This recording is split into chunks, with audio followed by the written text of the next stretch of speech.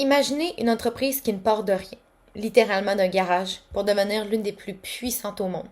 Une entreprise qui vous permet, en un seul clic, tout en restant dans le confort de votre lit, d'être une épicerie, un magasin de vêtements ou même une quincaillerie en même temps. Vous la connaissez sans doute. Il s'agit d'Amazon.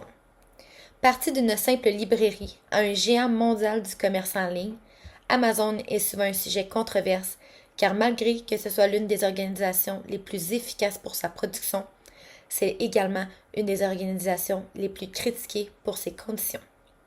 Fondée en 1994 par Jeff Bezos à Seattle, aux États-Unis, Amazon a rapidement su se démarquer par son obsession de la performance, de la rapidité des livraisons de ses colis et de l'expérience client.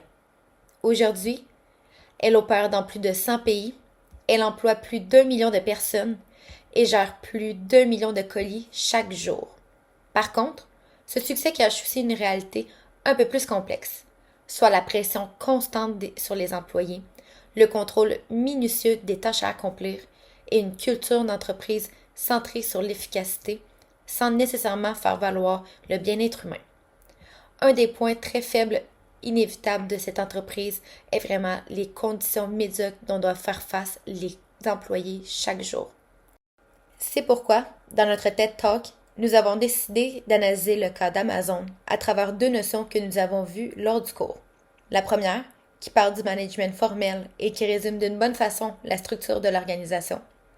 Et la deuxième, qui est le cadre opérationnel et qui explique comment les ressources d'Amazon, principalement dans notre cas les ressources humaines, sont exploitées.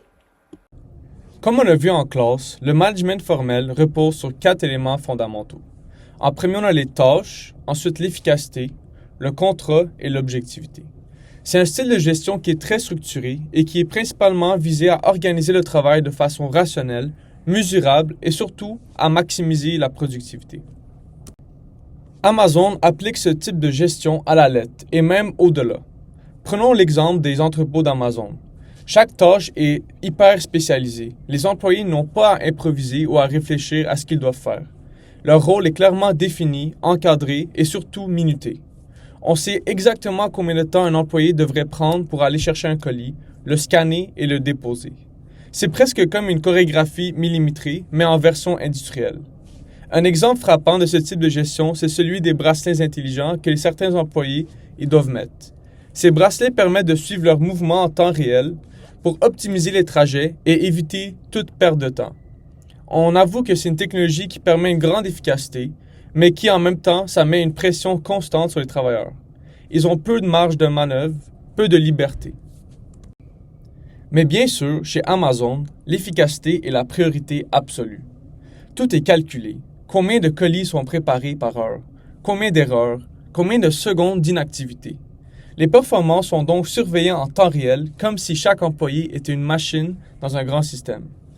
La relation entre l'employé et l'employeur est donc très contractuelle. Si tu performes, tu restes, sinon, on te remplace. Donc, il n'y a pas vraiment de place à l'émotion, ni à la compréhension humaine. Et c'est là qu'entre en jeu l'objectivité. Tout est transformé en chiffres, en statistiques, en données. Ce ne sont plus des personnes qu'on évalue, mais c'est des rendements.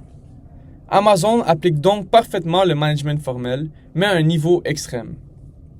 Et même si cela permet une productivité exceptionnelle, ça déshumanise le travail, en réduisant les individus à de simples indicateurs de rendement.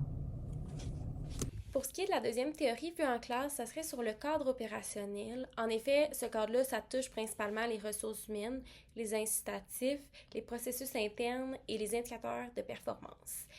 Chez Amazon, on peut voir ces 4 éléments-là qui sont présents à un niveau quand même assez extrême, puisque cette entreprise veut avoir poussé celle-ci vers une optimisation.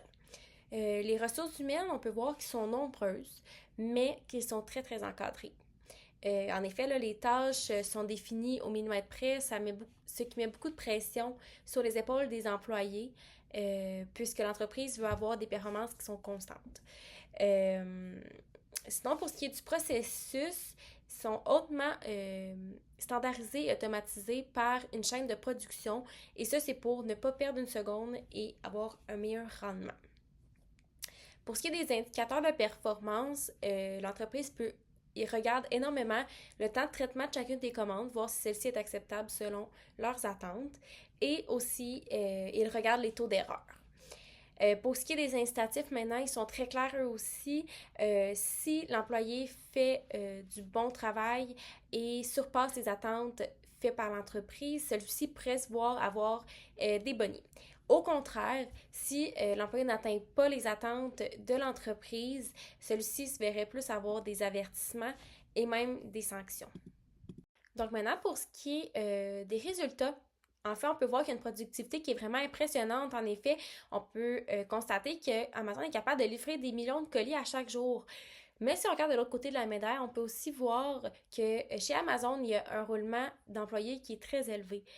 Aussi, on peut voir des témoignages d'ex-travailleurs disant qu'ils ont pu vivre énormément d'épuisement à travailler chez Amazon. Et aussi, il y a des critiques mises sur les médias sur leurs conditions de travail.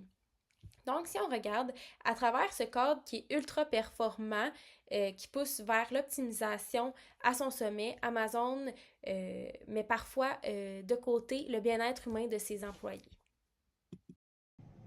Maintenant, pour les recommandations, la première recommandation que nous offrirons à Amazon serait de redéfinir la performance, d'inclure un peu la santé mentale comme KPI pour l'entreprise, pour leur montrer qu'ils tiennent à cœur leurs employés, et particulièrement leur santé mentale.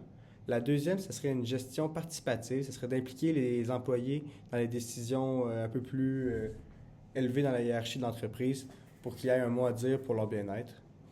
La troisième, ce serait des incitations positives, de motiver les employés sans générer de la crainte chez eux, ce qui est quand même le cas actuellement chez Amazon où plusieurs employés ont des craintes, ce qui est néfaste pour l'entreprise. La quatrième, ce serait des dialogues constructifs, de créer des espaces d'échange sécuritaires des employés avec leur patron pour avoir une meilleure communication sur leurs demandes et sur leur bien-être dans l'entreprise pour une meilleure continuité au fil du temps. En conclusion, ce qu'on retient du cas d'Amazon, c'est que lorsque le management formel et le cadre opérationnel sont combinés et poussés à l'extrême, ils permettent d'atteindre une productivité phénoménale, mais au prix du bien-être humain de ses employés si mal équilibrés.